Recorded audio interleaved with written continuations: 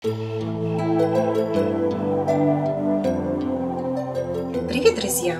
Мы продолжаем нашу рубрику «Моя любимая книга». Все это было и прошло, словно за один день и одну ночь.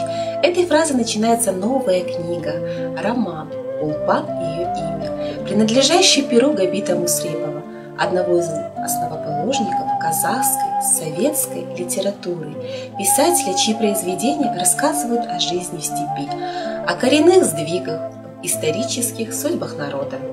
Роман «Улпан и ее имя» охватывает события, происходящие в казахском ауле в конце 19-го, начале 20-х веков.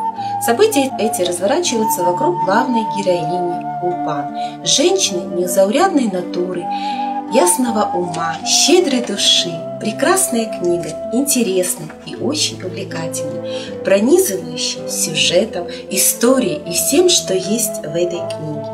Автор находит ключ к сердцу каждого читателя. В нашей библиотеке книга представлена рельефно-точечным шрифтом Брайля в плоскопечатном варианте, на казахском и на русском языках.